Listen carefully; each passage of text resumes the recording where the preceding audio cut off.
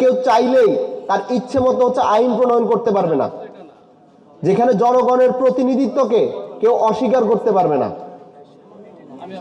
রাষ্ট্র পুনর্গঠনের এই বড় যে সুযোগটি আমাদের সামনে এসেছে, বাংলাদেশকে সংস্কার করার যে বড় সুযোগটি এসেছে, আমি বিশ্বাস করি যে বাংলাদেশের প্রত্যেকটি মানুষ এই সুযোগটির সদ্ব্যবহার করবে এবং বাংলাদেশকে একটি নতুন রাস্তার দিকে, আমরা যে নতুন বাংলাদেশের কথা বলেছি, সেই নতুন বাংলাদেশের দিকে নিয়ে যাবে।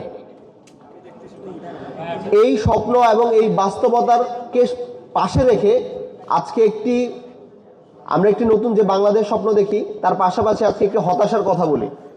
সে হতাশার কথাটি হচ্ছে ঢাকা বিশ্ববিদ্যালয় সহ বাংলাদেশের বিশ্ববিদ্যালয় সমূহ আজকে এই ইস্যুতে, রাষ্ট্র পরিবর্তনের ইস্যুতে অনেকটাই নীরব। তেমন কোনো আলোচনা হচ্ছে না, কথাবার্তা হচ্ছে না। বিশ্ববিদ্যালয়গুলোতে যেখানে জনমত তৈরি করার প্রথম একটি হাতিয়ার হওয়ার কথা ছিল, সেই বিশ্ববিদ্যালয়গুলো আজকে জনমত তৈরি করতে ব্যর্থ হচ্ছে। আমরা দেখতে পেয়েছি যখন আমেরিকা পুরো পৃথিবীতে তার যে আগ্রাসন, সে আগ্রাসনটি পরিচালনা করার আগে সে কিন্তু তার এই জনমত প্রতিষ্ঠা করেছিল বিশ্ববিদ্যালয়গুলো থেকে, এবং এই বিশ্ববিদ্যালয়গুলোতে প্রচার প্রচারণার মাধ্যমে কিন্তু আমেরিকা তার হেজিমনিটা সেখান থেকে বৈধতাটা তৈরি করেছিল।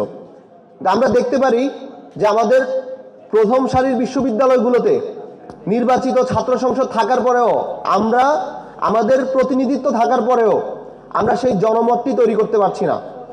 আমরা বিশ্ববিদ্যালয় থেকে এই গণভোটের পক্ষে, রাষ্ট্র সংস্কারের পক্ষে নতুন কোনো বয়ান তৈরি করতে পারছি না, বয়ান হাজির করতে পারছি না।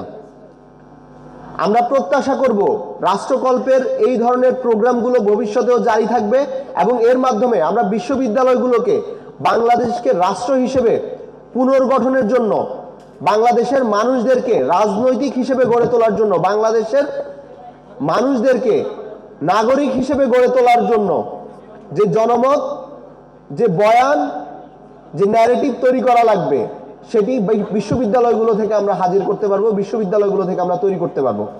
এবং এই বিশ্ববিদ্যালয়গুলো শুধুমাত্র জ্ঞান অর্জনের জন্য নয়, একই সাথে সাথে জ্ঞানকে বিকশিত করার জন্য কাজ করবে।